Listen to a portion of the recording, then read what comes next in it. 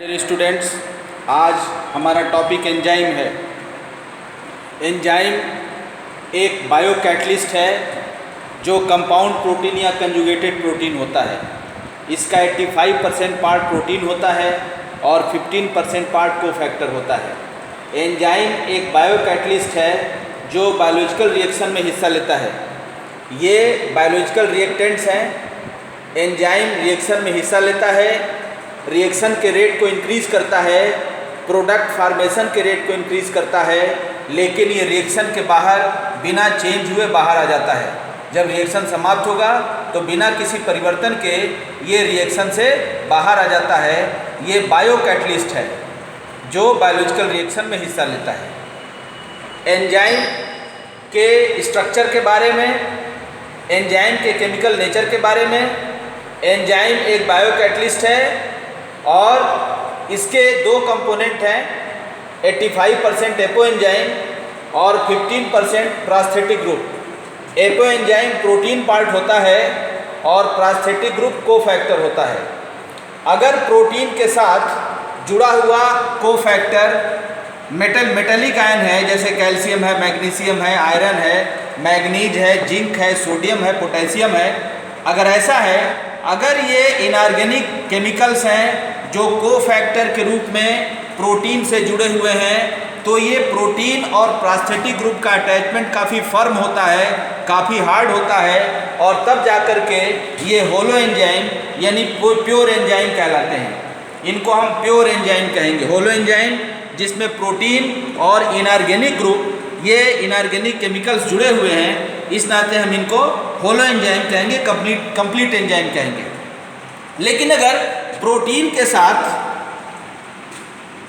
कुछ organic cofactors जुड़ गए, जैसे फ्लेविन मोनोन्यूक्लियोटाइड जुड़ गया, NAD जुड़ गया, FAD जुड़ गया, अगर इस तरह के केमिकल इस प्रोटीन पार्ट से जुड़ेंगे तो फिर ये एंजाइम प्रोटीन और इस कोफैक्टर के बीच का अटैचमेंट काफ़ी लूज होगा और ये एंजाइम अब यहाँ पर को एंजाइम कहलाएगा।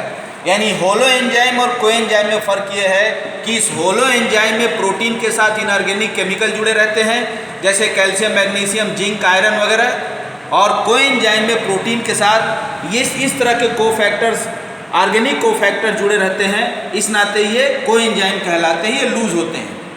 अब आइए, ये जो एंजाइम है इसका क्लासिफिकेशन का तरीका भी बहुत ही यूनिक है। इंटरनेशनल यूनियन ऑफ बायोकेमिस्ट के अकॉर्डिंगली क्लासिफिकेशन ऑफ एंजाइम के फंक्शन के आधार पर किया गया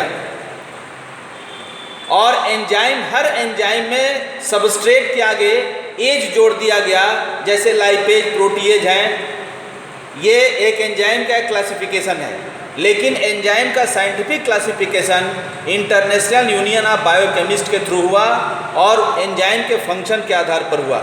जैसे ट्रांसफरेज है। ट्रांसफरेज वो एंजाइम है जो किसी सबस्ट्रेट के स्पेसिफिक ग्रुप को दूसरे सबस्ट्रेट को ट्रांसफ़र कर दे रहा है, यानी A से उठा करके B को ट्रांसफ़र कर दिया। ट्रांसएसिटाइलेज जिसका बड़ा यूनिक एग्जाम्पल है। दूसरा आइसोमर, ये आइसोमर है, आइसोमरेज एंजाइम किसी ऑर्गेनिक केमिकल को उसके आइसोमर में चेंज कर देता है, जैसे ग्लूकोज 6 फास्फेट को फ्रक्टोज 6 फास्फेट में चेंज कर दिया ग्लूकोज फास्फेट आइसोमरेज के प्रेजेंस में। तो ये glucose phosphate isomerase enzyme glucose 6 phosphate को फ्रक्टोज 6 फास्फेट में चेंज कर दिया, ये आइसोमरेज है। हाइड्रोलेज क्या है? हाइड्रोलेज वो एंजाइम है जो बड़े मॉलिक्यूल को, बड़े सबस्ट्रेट को वाटर के प्रेजेंस में छोटे छोटे मॉलिक्यूल में तोड़ देता है। ये जितने भी डाइजेस्टिव एंजाइम्स हैं ये सभी हाइड्रोलेज के कैटेगरी में आएंगे। लाइपेज, प्रोटीएज, एमाइलेज, ये सब हाइड्रोलेज के कैटेगरी में ही आएंगे। ऑक्सीडेशन रिडक्शन को परफॉर्म करने वाला ऑक्सीडो रिडक्टेज है, जो एंजाइम बिना वाटर के प्रेजेंस के ही बड़े मॉलिक्यूल को छोटे मॉलिक्यूल में तोड़ दे, ये लाइएज एंजाइम कहलाएगा। जैसे एंडोन्यूक्लिएज एंजाइम है, ये लाइएज एंजाइम है जो बड़े मॉलिक्यूल को छोटे मॉलिक्यूल में बिना वाटर के प्रेजेंस में तोड़ दिया।